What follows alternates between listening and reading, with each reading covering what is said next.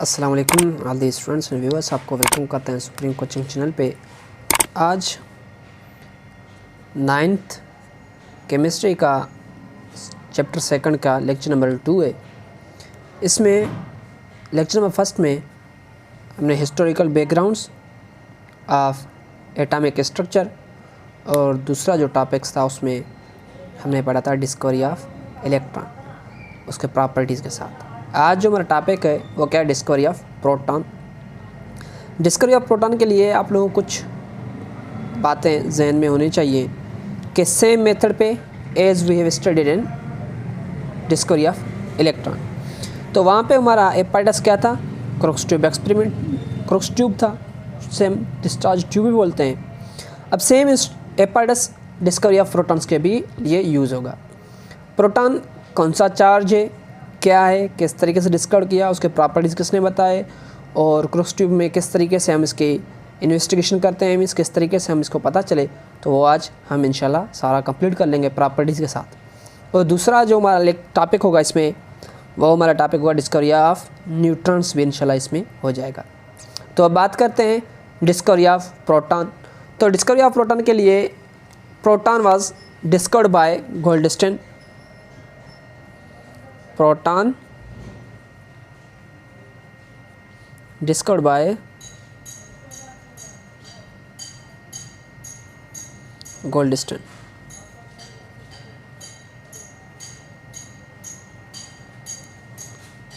कब? 1886 में। अब उसके बाद किस तरीके से डिस्कवर किया था, एपाइटस कौन कौन से यूज़ हुए थे, उसका भी बात करते हैं। और इसके प्रॉपर्टीज़, दूसरी बात ये भी याद रखना, properties of proton was determined by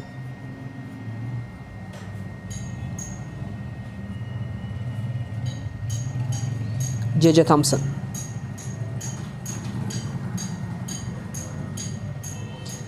J Thomson इसके प्रॉपर्टीज़ बताए थे, किसके? प्रोटॉन के। कब? 1897 में। ठीक है। अब उसके बाद एपाइटस कौन सा यूज़ हुआ था? आसान हो रहा है। जो गोल्डस्टीन ने एपाइटस यूज़ किया था वो कौन सा था? क्रोक्स ट्यूब था। अब इसने किस तरीके से, Crookes tube also called discharge tube भी बोलते हैं, ये भी आप लोगों के जहन में होनी चाहिए। अब किस तरीके से इसने एक्सपेरिमेंट किया था? डिस्चार्ज ट्यूब में जो हमारे पास कैथोड होगा वो इसमें क्रोक्स ट्यूब के जो कैथोड होगा, किसने? गोल्डस्टीन ने उसको क्या किया? परफोरेटेड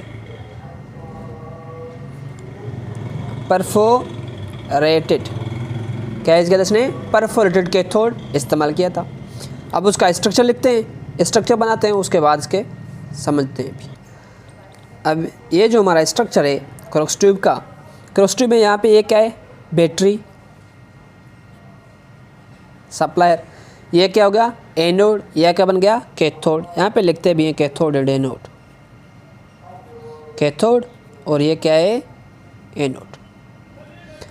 अब इसने क्या किया? यहाँ पे गैस फिल था, तो गैस का वैक्यूम क्या था, उसको रिड्यूस करते गए। कहाँ तक रिड्यूस किया? जब इसकी pressure reduce to 0.01 millimetre of mercury, या 0.1 मिलीमीटर ऑफ मरकुरी तक। जैसे इसने प्रेशर यहाँ पे रिड्यूस किया तो इसके अंदर क्या थे? गैस मॉलिक्यूल्स थे।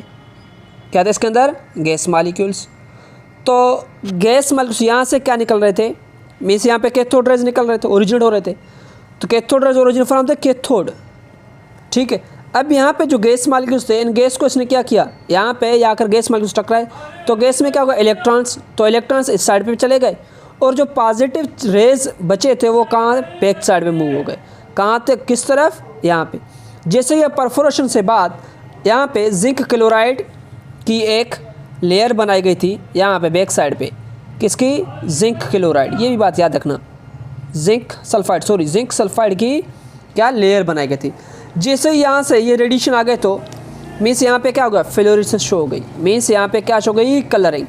मीन्स गिलो होना शुरू हो गया। यहाँ पर गिलो होना शुरू हो गए तो मीन्स ये क्या हो गया? परफोरेशन से निकल गए थे, यहाँ पे गिलो होना शुरू। इसने क्या बोला?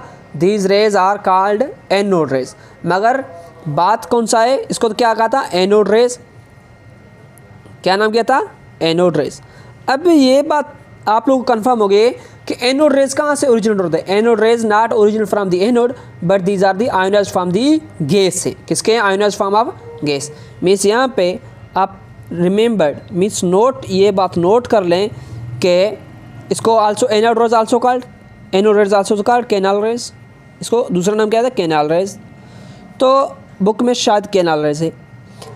Canal raise not originated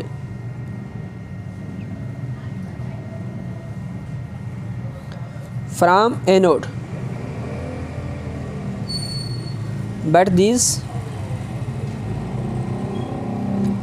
ionized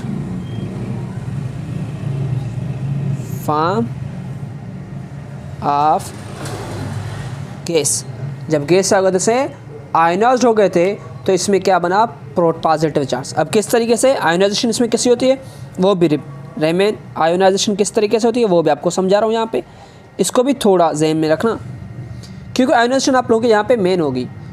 किस वजह से मेन है, क्योंकि यहाँ पे दरअसल ये जो रेज निकलते हैं ये एनोड से नहीं निकलते, ये किससे हैं, जो यहाँ पे गैसेस फील्ड थे, गैसेस से इलेक्ट्रॉन्स आ गए, electrons electrode means cathode rays आ गए, कैथोड रेज ने मेटल्स जो गैसेस है उसके बाद स्ट्राइक किया, स्ट्राइक करने में क्या होगा, इसमें एनर्जी आ गई। तो एनर्जी में से इलेक्ट्रॉन्स अपना छोड़ के यहाँ पे चले गए। अब ये जो पॉजिटिव चार्ज बचा वो पॉजिटिव कहाँ जाएगा, गैस की तरफ जाएगा। तो मीन्स वो क्या हो गए, पॉजिटिव चार्ज। आयोनाइजेशन किस तरीके से, मीन्स फर्ज मैं बोलता हूँ यहाँ पे ये एम गैस है, गैस के जैसे ही आकर इलेक्ट्रॉन्स टकराया, इलेक्ट्रॉन टकराने के बाद इसमें एक इलेक्ट्रॉन इसका खुद का लॉस हो जाएगा। तो क्या बन जाएगा, एम प्लस और प्लस 2 इलेक्ट्रॉन। 2 इलेक्ट्रॉन कौन से, एक इलेक्ट्रॉन ये, एक इलेक्ट्रॉन ये, दोनों इलेक्ट्रॉन कहाँ जाएंगे, कैथोड की तरफ। सिंपली समझाने की कोशिश कर रहा हूँ, ये इस तरफ जाएगा। और उसके बाद ये जो है मैं पॉजिटिव चार्ज, और पॉजिटिव चार्ज कहाँ मूव करेगा, टुवर्ड दी कैथोड, वो टुवर्ड दी एनोड मूव कर रहा था, कौन, electrons toward the anode, positive charge to move toward the cathodes. ये हो गया किसका, discovery of proton. Discovery of protons के लिए आप लोगों मैंने जो नोट लिख रहा है ये बात ऑलवेज याद रखना, क्योंकि बहुत ऐसे ही होते हैं समझाने में, बोलते हैं anode rays are called which are originate from the anodes move toward the cathodes, मगर कभी भी नहीं, ये एनोड से नहीं निकलते, ये गैसेस से निकलते हैं। गैसेस की पॉजिटिव चार्ज इस तरफ मूव करता है, this never originate from the anodes. बहुत सारे इसको अभी तक भी कंफर्मेशन नहीं है कि कहाँ से निकलते हैं, आपको जहन में होनी चाहिए। बात करते हैं properties of canal raise. Properties of canal raise कैसे, कौन से प्रॉपर्टीज होंगे, properties of canal raise was given by J Thomson. ये मैंने आपको पहले स्टार्टिंग में बताया था, किसने बताया, जे थॉमसन में। अब बात करते हैं इसके प्रॉपर्टीज़। प्रॉपर्टीज़ पहली बात तो ये travel in straight line, travel in straight line, ठीक है। उसके बाद from anode side, not from anode, from anode side to cathode, anode से निकल कहाँ जा रहे थे, कैथोड के तरफ मूव हो रहे थे। और उसके बाद इसकी दूसरा प्रॉपर्टीज़, बहुत सारे इसके प्रॉपर्टीज होते हैं, और produce sharp shadow, produce sharp shadow. ये जो मेरा पेन है इसका आप लोगों को क्या मिल रहा है यहाँ पे, ये इसका क्या है, शेडो है। तो मिशन का भी अगर यहाँ से रेज निकल रहे हैं तो ये रेज यहाँ पे इसके स्ट्राइक और स्ट्राइक के बाद इसको शायद शेडो मिल रहा है। तो सेम मेथड पे यहाँ पे इसका क्या मिलता है, शेडो मिलता है। और उसके बाद also deflected magnetic field, electric field, deflected in electric field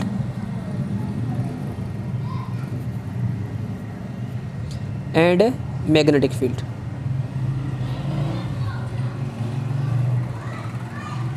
ठीक है। और उसके बाद electron mass ratio means charge mass ratio, इसका तो चार्ज मास रेशो, मैं electron mass ratio, charge mass ratio is ratio is less than electron, charge mass ratio of proton is less than electron. क्यों, because mass of proton is greater than, mass of proton is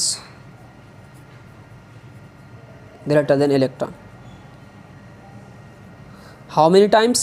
1836 times, 1836 36 गुना किसका मास ज़्यादा होता है, proton का मास ज़्यादा होता है किससे, इलेक्ट्रॉन्स। ये हो गया discovery of proton. I think आप लोगों को अच्छी तरीके से समझ में आया होगा। अगर दूसरी बात आप लोगों से एक रिक्वेस्ट है, बार बार रिक्वेस्ट करना अच्छा नहीं लगता, अगर आपका हमारा चैनल और हमारा पढ़ाने का मेथड आप लोगों को अच्छा लग रहा है तो चैनल सब्सक्राइब नहीं किया हुआ तो सब्सक्राइब कर लें, सब्सक्राइब किया हुआ तो अपने दोस्तों के साथ शेयर करें। अगर इसमें कोई क्वेश्चन हो, कोई क्वेरी हो तो कमेंट करें। वैसे अगर अच्छा लग रहा है तो हमारे को वो भी कमेंट करें कि हम और फर्दर आपको अच्छी तरीके से समझाएं। अब बात करते हैं डिस्कवरी ऑफ न्यूट्रॉन। पहले तो न्यूट्रॉन्स, प्रोटॉन और इलेक्ट्रॉन के I think in 30 years later या 30 से ज़्यादा ईयर्स लेटर बाद में डिस्कवर हुआ था। जैसे ही हमारे पास जो प्रोटॉन डिस्कवर हुआ है, जो हमारे पास हमारे प्रोटॉन की जो डिस्कवरी हुई थी वो कब 1886 में हुई थी। और उसके बाद न्यूट्रॉन्स डिस्कवर हुए 1932 में। तो मीन्स अप्रोक्सीमेटली कितने हो गए, 12 साल वो हो गए, 14 साल वो हो गए, 14 साल के बाद मीन्स 32 साल ये हो गए, 14 और 32 means approximately 48 means 50 years later neutrons discover हुआ था। इससे पहले न्यूट्रॉन्स के बारे में कुछ रिमार्क्स दिए थे किसने, रदरफोर्ड ने। रदरफोर्ड में 1920 में सजेस्ट किया एटम्स जो है इसके अंदर कोई न्यूट्रल पार्टिकल्स मौजूद हैं जिसकी मास इक्वल टू प्रोटॉन है, मगर उसको पता नहीं था किस तरीके से, कहाँ से। उसके बाद किसने डिस्कवर किया था, चैडविक में 1932 में इसके डिस्कवरी का पूरा मेथड अप्लाई किया था। पहले बात करते हैं इनके बारे में किस तरीके। इन 1920 में Rutherford suggest that atom possess some neutral particles, कौन से उसमें न्यूट्रल पार्टिकल्स मौजूद हैं, मास जिसका कितना है, इक्वल टू दी प्रोटॉन से। उसके बाद 1932 में किसने बताया था, हमारे पास जो साइंटिस्ट था चैडविक, जिसको चैडविक बोल सकते हो, कैडविक भी, कैडविक डिस्कवर दी न्यूट्रॉन, डिस्कवर्ड दी न्यूट्रॉन। ठीक है, अब न्यूट्रॉन के डिस्कवरी का मेथड किस तरीके से किया था, he bombard the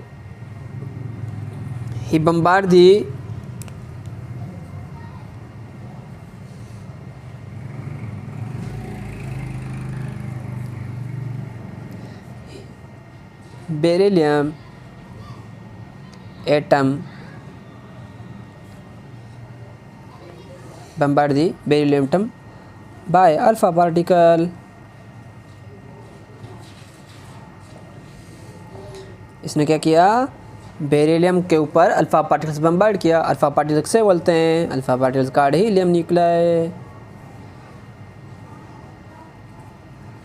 helium nuclei कौन सा होता है, He42। ठीक है, और बेरिलियम का बात करते हैं तो बेरिलियम किस तरीके से, beryllium 94 plus helium particle, alpha particle helium, तो क्या निकला, कार्बन 612 प्लस N10। तो इसने इस तरीके से बेरिलियम के ऊपर हीलियम पार्टिकल्स बम्बार्ड किया था, अल्फ़ा पार्टिकल्स बम्बार्ड किया था, तो उसमें कार्बन्स और एक ये निकला जिसका हाई पेनिट्रेटिंग पावर था, हाई पेनिट्रेटिंग पावर, मगर उसके बाद भी हाई पेनिट्रेटिंग पावर था। पेनिट्रेटिंग पावर के बाद इसने बच्चों क्या किया कि इसने बताया कि इसमें नो चार्ज, कोई भी चार्ज नहीं है, मगर mass is equivalent to the proton. इसका मास किसके बराबर है, प्रोटॉन्स के बराबर में, मगर इसने प्रोटॉन्स के बजाय इसने क्या इस्तेमाल किया, हाइड्रोजन। इसने क्या बोला कि हाइड्रोजन के मास के बराबर इसका मास है, तो मीन्स उसने क्या बोला, ये हमारा कौन सा होगा, न्यूट्रॉन पार्टिकल्स हो जाएगा, इसका कोई भी चार्ज नहीं है, तो नो चार्ज की वजह से इसको क्या कहा गया, न्यूट्रॉन। और फाइनली इसके प्रॉपर्टीज़ तो इसके बिल्कुल इजी है। किस तरीके, न्यूट्रल पार्टिकल, कोई भी चार्ज नहीं है, न्यूट्रल पार्टिकल है, और क्या, नो चार्ज। चार्ज भी कोई नहीं है। और उसके बाद इसमें क्या बोला, high penetrating power,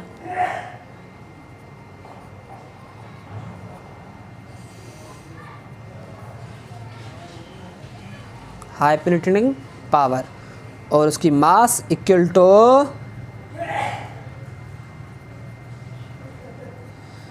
equal to proton, तो मीन्स प्रोटॉन्स के इक्वल होता है।